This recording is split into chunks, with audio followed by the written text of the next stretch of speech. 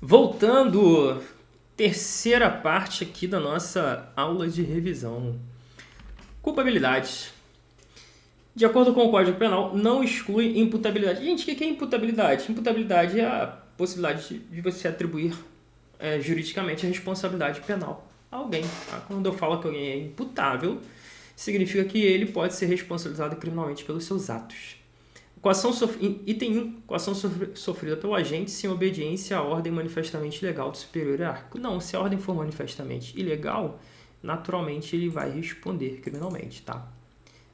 Então, ele só não responde se a ordem for não manifestamente ilegal. Onde isso? Lá no artigo 22 do Código Penal. Embriaguez culposa. Gente, o que é a embriaguez culposa? A embriaguez pode ser patológica, pode ser pré-ordenada, pode ser acidental e pode ser voluntária ou não acidental. O que é embriaguez acidental? É aquela decorrente de caso fortuito ou força maior. É, por exemplo, a pessoa que ingere uma bebida e ela não sabe, ela ingere um copo d'água, por exemplo, mas ali tem uma substância entorpecente que faz ela ficar alucinada da vida. Se essa embriaguez fortuita, né? Se essa embriaguez acidental for completa, vai haver uma exclusão da culpabilidade. Entretanto, se essa embriaguez for completa e se ele estiver inteiramente incapaz, né, de saber o que está acontecendo. Se, porém, a embriaguez não é completa, vai haver uma redução de pena, beleza? Redução, deixa eu ver aqui, de 1 a 2 terços. Show de bola. Isso dá problema? Raramente vai ser cobrado em prova. O que mais cai em prova é a embriaguez voluntária. Embriaguez voluntária. Ou seja, a pessoa quer beber. Ou também chamada de não acidental. Ela pode ser dolosa, quero beber até ficar doidão. Ou ela pode ser culposa, quero beber, porém não desejo ficar bêbado, mas acabo ficando alucinado. Ela exclui a culpabilidade? Não. Então, a embriaguez voluntária, seja dolosa, ou seja, quero beber até ficar bêbado, seja culposa, eu até quero beber, mas eu não quero ficar alucinado de cachaça, não vai excluir a culpabilidade, beleza? E a violenta emoção, naturalmente também a emoção não exclui a culpabilidade, está no artigo 28, ou 28, não exclui a imputabilidade penal, a emoção ou paixão e a embriaguez voluntária ou culposa por álcool ou substância de efeitos análogos. Você vê isso lá no artigo 28 do Código Penal. Mas há uma observação aqui interessante. Em relação a essa violenta emoção, você tem que lembrar o seguinte, tá?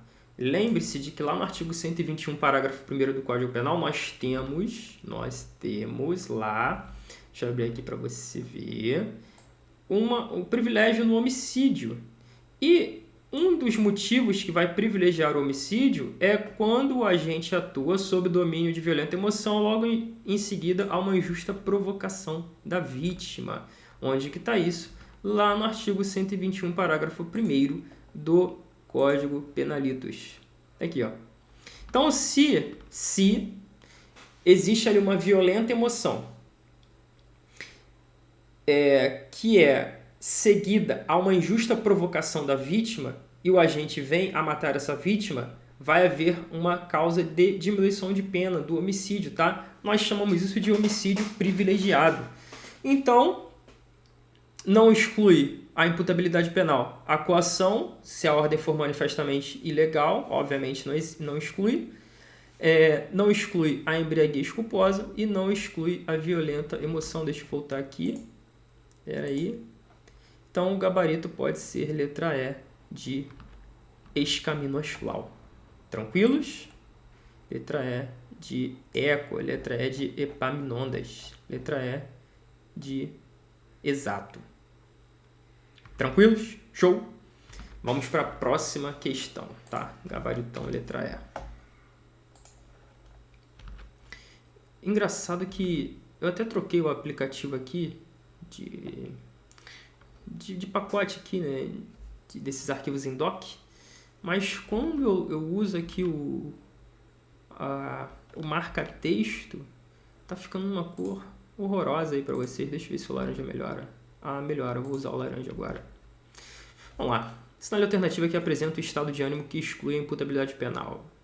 Emoção não exclui, o amor não exclui, a embriaguez culposa não exclui, a paixão não exclui.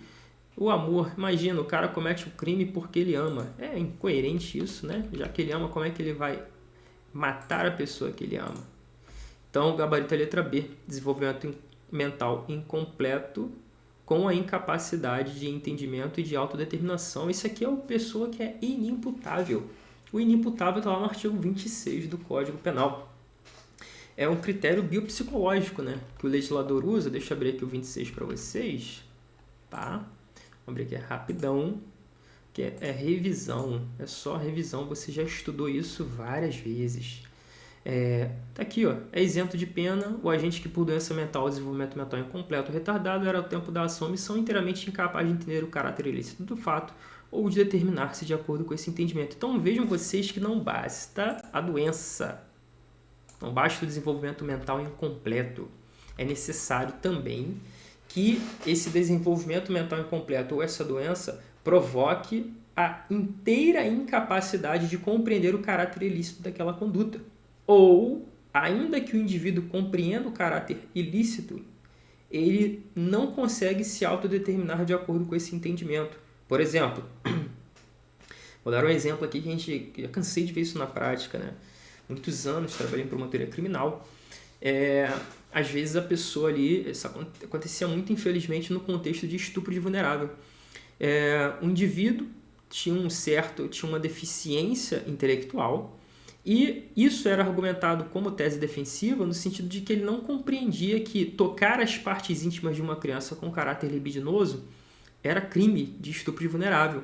Você fala assim, mas é um absurdo e tal. Gente, isso tudo é comprovado mediante perícia dentro do processo, né? Assim, eu falei, é assim, pronto, acabou. Não, não é assim, isso tem que ter prova. E às vezes ele de fato tinha a doença. De fato ficava comprovado por meio de laudo que ele tinha uma doença que provocava nele um desenvolvimento mental incompleto. Entretanto, o que acontecia? Às vezes, quando se instaurava o incidente de insanidade mental, ficava comprovado que, apesar da doença, ele conseguia compreender, tá? Ele conseguia compreender, seja totalmente, seja parcialmente, que aquela conduta de tocar libidinosamente as partes íntimas de uma criança era considerado crime. E por isso, apesar da doença, ele respondia criminalmente. Beleza? Vamos avançar. No que tange ao tema da imputabilidade, essa não é a alternativa correta. A capacidade de uma pessoa de entender o caráter ilícito do fato e de se determinar de acordo com esse entendimento é o que define imputabilidade. Tá certo, né? Tá certo. Aí, letra B, o erro da letra B. Independentemente de sua capacidade mental, óbvio, né? A pessoa tem que ter condições mentais de compreender a ilicitude do fato ou de se autodeterminar. Um exemplo de quando não existe autodeterminação é a cleptomania, né? O indivíduo é cleptomaníaco, ele sabe que cometer aquele furto é uma conduta criminosa, porém ele não consegue, é mais forte do que ele. Letra C. A idade do indivíduo é o único critério definidor da imputabilidade. Não, de fato, quando é menor de 18 anos, ele é inimputável. Porém, se ele for maior de 18 anos e houver algum desses motivos que eu já falei com vocês, ele continua sendo inimputável. Ou ele pode ser semi-imputável. No caso de ele ser semi-imputável, a gente vai ter... eu não voltei na questão. Meu Deus, tá difícil. Vou voltar aqui. Tá. A gente está fazendo a questão número 3.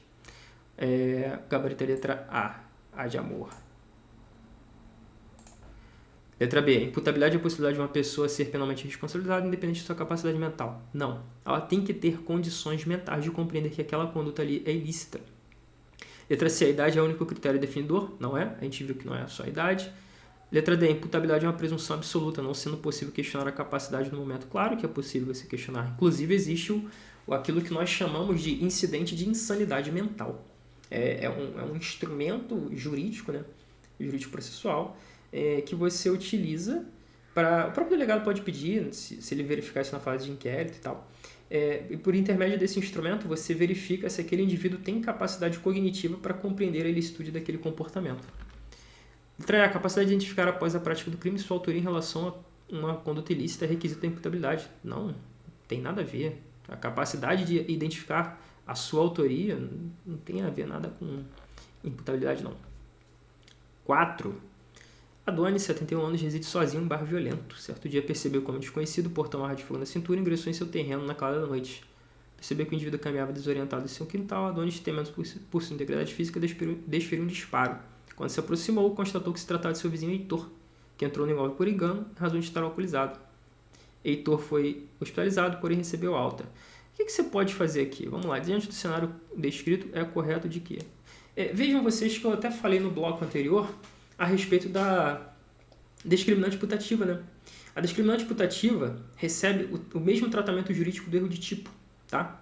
Se ela for inevitável, ou seja, era inevitável errar naquele momento, exclui dolo e culpa. Se ela for evitável, exclui dolo, permitindo a punição a título de culpa, caso exista uma previsão legal nesse sentido. Aqui a gente tem elementos, né? A questão está falando com a gente, ó, mora em um bairro violento, um indivíduo desconhecido portando uma arma de fogo ingressa no seu terreno na calada da noite, caminhava desorientado, temendo por sua integridade física. Então, na cabeça do nosso ilustríssimo Adonis, ele estava diante de uma iminente agressão humana injusta. Por isso, ele atua amparado pela legítima defesa putativa. Gabarito, portanto, letra E. Adonis está isento de pena em razão da discriminante putativa por erro de tipo inevitável. Letra E. Uma dica aqui de prova, tá? Conforme eu for lembrando aqui, eu vou passando as dicas para vocês. Me veio à mente agora. Se você tiver que chutar alguma questão de prova a respeito de percentual, normalmente o percentual é 1/3, tá? Tem vários percentuais de 1/3 no Código Penal. Por exemplo, a redução pela tentativa é de 1 a 2/3. A redução pelo arrependimento posterior de 1 a 2/3. Então, assim, a redução do privilégio aqui no homicídio, deixa eu só confirmar, que eu acho que é 1/3 também. Só confirmar.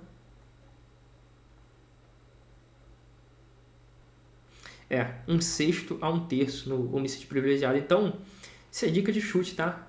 Você sabe que o percentual do roubo, por exemplo, é 1/3 a metade. Aí você vai marcar a alternativa que tem lá, só 1/3. E você está errando porque você quer. Então não faça isso, ok? Torno a dizer. Dica de chute. Eu quero chutar, não tenho ideia de qual é o percentual. Chuta o percentual de 1/3, ok? E se você não souber, se for um percentual variável, chuta 1 a 2/3, ok? Percentual único, chuta 1/3. Percentual variável, chuta de 1/3 a 2/3. Obviamente, torna a repetir, né? Se você sabe a percentual, beleza, marca lá o que você sabe. Mas se você não sabe, chuta 1/3 ou 1/3 a 2/3. A depender do caso concreto, admite a redução de pena a embriaguez acidental. É isso mesmo. Se ela for completa, ela pode isentar de pena. Se ela for incompleta, ela pode reduzir a pena. Tranquilos? Outro tópico, concurso de pessoas. Deixa eu ver quantas questões temos aqui. Coloquei 5 questões para a gente. Temos 5 questões aqui para fazer. Acho que eu já dei um molezinho que eu... não mostrei o gabarito não. Quase que eu dou um mole aqui, mostro o gabarito para vocês. Ou mostrei? Mostrei, vacilei. Mas enfim, você não viu. Outra coisa, como é que você vai fazer esse material aqui? Eu vou disponibilizar, né? Naturalmente, eu vou disponibilizar esse arquivo. Eu sugiro que você imprima. Que você imprima esse arquivo. Tente fazer antes de assistir a aula. Eu sei que às vezes é corrida e tal, mas tenta fazer. E aí você imprime ele e na hora da correção aqui que eu for fazendo, você vai fazendo os seus apontamentos, né? Questão número 1. Concurso de pessoas. Quem de qualquer modo concorre para o crime incide nas penas excominadas na medida de sua culpabilidade. Sim, o nome disso é teoria monista. Está no artigo 29 do Código Penal. Então, a 1 está correta. Ok. Questão número 2. Deixa eu ver aqui. Isso aqui é o livre. Tá. Porque, de acordo com o aplicativo, né, o atalho para você negritar é diferente. Se você está usando o Word em português, é Ctrl+N e Ctrl+S, negritar e sublinhar. Se você está usando o LibreOffice, por exemplo, é Ctrl+B e Ctrl+U. 2. Se algum dos concorrentes quis participar de crime menos grave, ser-lhe aplicada a pena destes. Esta pena será aumentada. Esse aqui é o dólar diferenciado, né? Isso aqui é a pessoa que quis participar do crime menos grave. A gente chama isso de cooperação dolosamente distinta. Essa pena será aumentada até metade na hipótese de ter sido previsível o resultado mais gravoso. Tá certinho. Isso aqui acho que é o 29, parágrafo 2º, se eu não estou enganado. Se a participação for de menor importância, a pena pode ser redimida de 1 a 2 terços. Eu vou conferir aqui. A mim me parece que não. A mim me parece que essa redução é de 1/6 a 1 terço.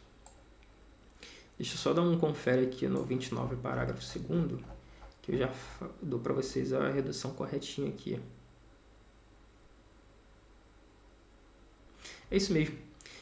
O erro aqui é só no percentual da redução, tá? Aqui o percentual correto é 1/6 a 1 terço. Tranquilos? Dúvidas? Não, né? Não tem mais dúvidas. Essa hora já está todo mundo craque. Essa hora já está todo mundo pronto para andar armado. Porque vocês sabem que o STF, né? O STF decidiu que a Guarda Municipal pode portar arma de fogo, né? Independentemente da quantidade de munícipes, da quantidade de habitantes daquele município. Então, a Guarda Municipal de Caxias, ou eu, por exemplo, trabalho em São Paulo, em Guarulhos, a Guarda Municipal, até onde eu me lembro, lá anda armada, né? E digo a vocês, a Guarda Municipal hoje, com a relevância que ela está adquirindo no sistema de segurança pública, a Guarda Municipal, eu sei que vai ter gente que não vai gostar da expressão que eu vou usar agora, mas é só para que se entenda, ainda que tecnicamente não seja isso, a Guarda Municipal vai virar mais ou menos uma polícia municipal. Então a galera que curte a área de segurança pública, a Guarda vai se tornar um concursaço, gente, concursaço. Tem guarda municipal aí que vai pagar 10 mil por mês, 13 mil por mês. Imagina você trabalhando no município lá, você não vai poder ir para outro município, né? Porque o concurso é municipal, você não vai poder ser deslocado dentro do estado. Imagina você trabalhando no município de Paulínia agora, que vai abrir o concurso. Parece que o salário vai ser de 13 mil reais. Imagina, Paulínia ali pertinho de Campinas, um pouquinho mais longe de Vinhedo, né? Que também é uma cidade muito maneira. Mas Campinas é uma mega cidade, mais de 1 milhão de habitantes, aeroporto. Imagina você trabalhando ali do lado, ali, ganhando 13 mil por mês, né? Então, é um excelente salário. Vamos lá, questão número 2. Lucas, 25 anos, e Paulo, 19 anos, planejaram furtar uma loja de eletrônicos. Dia do crime, vamos entrar... Aqui seria, em princípio, tá? Quando o furto ocorre mediante concurso de pessoas, esse furto é qualificado. Ele é qualificado na forma do artigo 155, parágrafo 4º, inciso 4 do Código Penal.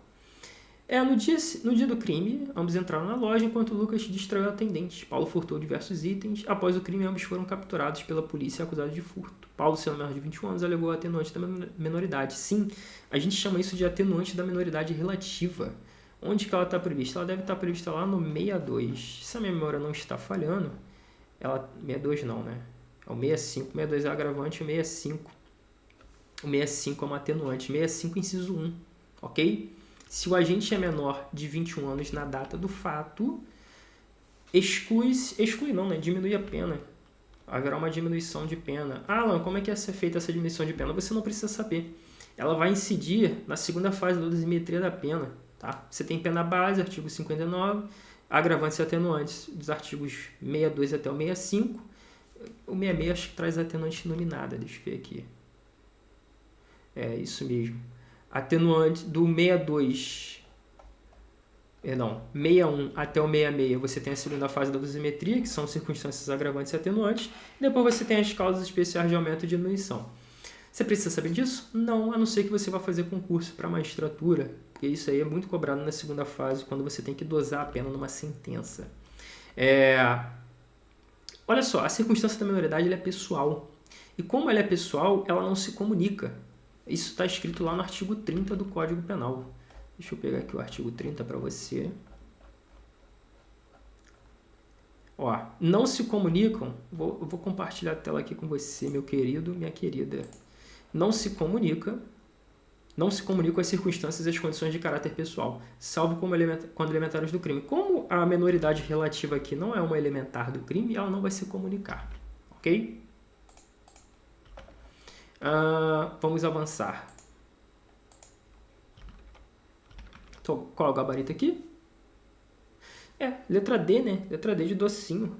A circunstância de Paulo ser menor de 21 não se comunica com Lucas porque é de caráter pessoal. Deixa eu ver quanto tempo nós já temos de gravação. Beleza. Suponha que durante um assalto à residência, 2 indivíduos tenham atuado em conjunto para subtrair objetos de valor. Enquanto o primeiro manteve os moradores sob ameaça na sala de jantar, exigindo que entregassem suas carteiras, o outro recolheu pertences. Ambos saíram da residência com os objetos e próximos a um shopping foram detidos pela polícia.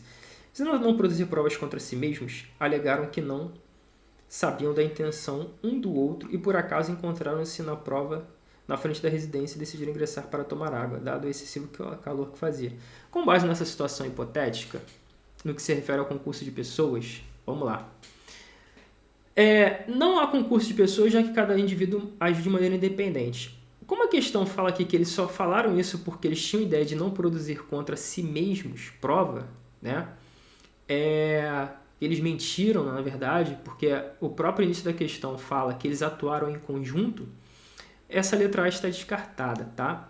O gabarito aqui, portanto, o caso configura coautoria, pois ambos executaram as tarefas durante a prática delituosa. Letra A, existe concurso de pessoas, pois ambos contribuíram para a execução do crime, ainda que de maneira distinta. Deixa eu ver aqui.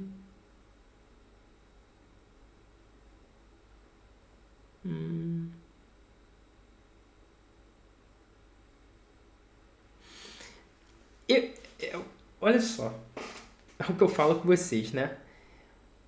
Olha como que é complicado, às vezes, o conteúdo de uma questão de concurso. De acordo com a teoria que a gente acaba usando, né, acerca do concurso de pessoas, para você diferenciar partícipe de autor, você vai analisar o núcleo do tipo penal. Quem realiza o núcleo do tipo penal é autor. Quem realiza condutas acessórias ao núcleo é partícipe. Porém, você tem teorias mais modernas, como, por exemplo, a teoria do domínio do fato. A teoria do domínio do fato vai falar que pouco importa se o indivíduo realizou ou não o núcleo do tipo penal. Se ele detinha um domínio final da ação deletiva, ou seja, se ele detinha um domínio final a respeito de o fato ocorrer ou não, ele seria considerado autor. Porém, para a teoria clássica, que, de acordo com a doutrina, ainda se adota no Código Penal, quem é autor? Autor é quem realiza o núcleo do tipo penal. E aqui nós temos 2 indivíduos com a finalidade de subtrair durante um assalto, né? Então, nós temos um assalto, nós temos a subtração. O verbo é subtrair, beleza? Então, enquanto o primeiro manteve sob ameaça na sala de jantar, o outro subtraiu. O outro recolheu os pertences colocando na mochila. Os fatos foram comprovados. Vou ser bem sincero, para mim, ambos são coautores, tá? Na minha visão, ambos são coautores. Porém, posso até confirmar aqui, o gabarito é letra E. Quer ver? É isso mesmo, letra E. Por que eu entendo que o examinador colocou letra E? Porque na visão do examinador, utilizando essa ideia bem restrita do núcleo do tipo penal, só teve um que efetuou a subtração, o outro ameaçou. Então, um aponta a arma, o outro faz a subtração. Então, na visão do examinador, só seria autor quem efetuou a subtração. Beleza? Letra E. Existe concurso de pessoas, pois ambos contribuíram para a execução do crime, ainda que de maneira distinta. Sim, teoria monista. Quem concorre para a prática do crime incidirá nas penas a este combinadas na medida de sua culpabilidade. Artigo 29 do Código Penal. Beleza? Mas temos essa ressalva de que, a rigor, talvez, não sei, na minha visão ali, é um contexto fático muito próximo. Para mim, ambos estão realizando a subtração. Tá. Mas o que importa não é a minha opinião, o que importa é o que o examinador cobra. E, na visão do examinador, é o seguinte: autor é quem realiza o núcleo do tipo penal. Se o núcleo do tipo é subtrair, autor é quem subtraiu, sendo partícipe quem realiza uma outra conduta. 4. Cai 18 anos, X 20 anos e meio, 22 anos, integra uma torcida organizada de uma agremiação futebolística. Dia de uma partida do seu clube, encontraram um torcedor do time rival sozinho, saindo de um trem a uma curta distância. Mav então olhou para Kite e fez gesto com a mão, denotando que os três perseguissem e agredissem o torcedor rival. Ao efetivamente alcançarem a vítima, o lesionaram com socos e pontapés. Eles vão responder por qual crime? Vamos ver, né? Vamos ver aqui. Lesão corporal, cada qual isoladamente. Não houve concurso de pessoas. Sim, houve concurso de pessoas. Por quê? Eu tenho pluralidade de condutas, tá? Eu tenho relevância causal das condutas, eu tenho unidade de ações e desígnios, e eu tenho uma homogeneidade no elemento subjetivo. Ou seja, um adere à conduta do outro, e eles estão plenamente conscientes do comportamento de cada um. Caio, Tício e Mav são plenamente conscientes do comportamento de cada um deles. Eu só poderia falar em autoria colateral se eles agredissem sem saber um da existência do outro. Porque aí eu não teria realmente a unidade de ações e desígnios para categorizar, para configurar, melhor dizendo, o concurso de pessoas. Alan, como que você pode me dar um exemplo de autoria colateral? Simples. É o exemplo de filme, daqueles filmes americanos policiais que eu particularmente gosto bastante de ver, talvez você também goste. Você tem um atirador, aí ele se posiciona para matar alguém. Ele dá um tiro, mas daí ele percebe que tem um outro atirador num outro prédio longe que vai lá e dá um outro tiro na vítima. Aí a vítima morre. Veja, um atirador não sabia da existência do outro. Então não existe ali uma unidade subjetiva ali de desígnios, né? Uma união de ações e desígnios entre eles. Por mais que ambos tenham atirado na vítima, não se pode falar em concurso de pessoas, uma vez que um não sabia da existência do outro. Alan, como ficaria a imputação nesse caso? Simples. Aí vai depender da perícia. Se a perícia constata de onde partiu o tiro fatal, vai funcionar da seguinte forma. Imagina que eu tenho o atirador Alan e eu tenho o atirador Pedro. O tiro fatal partiu, lembrando que nós estamos falando de autoria colateral, não de concurso de pessoas. O tiro fatal partiu de Alan. Como que vai ser a imputação? Alan responde por homicídio consumado, Pedro responde por homicídio tentado. Caso a perícia não consiga constatar de onde partiu o tiro fatal, ambos respondem pelo delito de homicídio na modalidade tentada. Por qual motivo? Simples. Indúbio pro réu. Como eu não tenho condições de apontar de onde partiu o tiro fatal, para eu não gerar uma ilegalidade de responsabilizar alguém por um crime consumado quando, na verdade, esse crime era tentado, ambos vão responder pelo delito na modalidade tentada. Então, nesse exemplo aqui, o gabarito é lesão corporal em concurso de pessoas. Alan, por que não tem constrangimento ilegal? Simples, porque ele é absorvido pela lesão. Por que eu não tenho associação criminosa? Porque eu não tenho uma associação estável e permanente para a prática de crimes previstos no Código Penal. O número de pessoas até está certo, tá? São 3 pessoas. Porém, eu não tenho essa associação de modo estável e permanente. A questão não fala isso. A questão não fala que eles já estavam associados com essa finalidade. Além, por que eu não tenho organização criminosa? Porque eu não tenho pelo menos 4 pessoas. Tá.